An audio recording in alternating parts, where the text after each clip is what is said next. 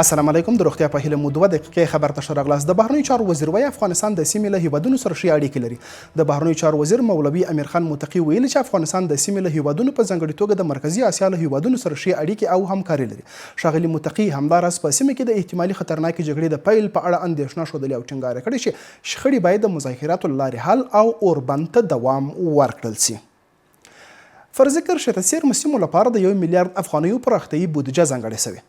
د سرحدونو قومونو او قبایلو چارو وزارت د ښوونې او روزنې رئیس شیخ عبدالرحمن رحماني وایي د اسلامي امارت د مشرتابه د لارښوونې پر بنسټ د ډیورنډ فرذکر چې په نږدې سیمو کې د اوسیدونکو د خدمتونو لپاره 1 میلیارډ افغانۍ ځانګړې شوې ده. د پاکستان له بندخونو 300 افغانان آزاد شوي. د کډوالو او رسېدونکو چارو وزارت ویلي روانه اونۍ 340 افغانان د پاکستان له بیلابیلو بندخونو آزاد او د تورخم او سپین بولدک له لارو هیواد ته راستنه شوي دي. دغه کسان د استوګنیزو سندونو د ستونزو له امله له 3 ورځو تر 3 میاشتو بندیانو چې هیواد ته په راستنېدو ورسره بشري مرستې هم شوي دي.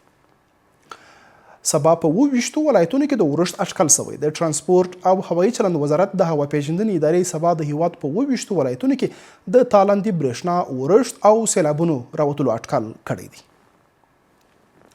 او د ټرمپ اداره کې سیاسي درزونه د سمندري ځواک وزیر ګوښه شوی. د امریکا دفاع وزارت لخوا د سمندري ځواک وزیر د ناڅاپي ګوښه کېدو پریکړه داسې مهال شوې چې د امریکا په سیاسي او پوځي جوړښتونو کې د لوړپوړو چارواکو ترمنځ د اختلافاتو راپورونه ورځ تر بلې زیاتېږي.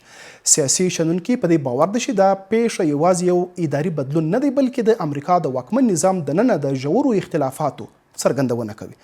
دا 2 دقیقې خبر تر بیا ښې چارې.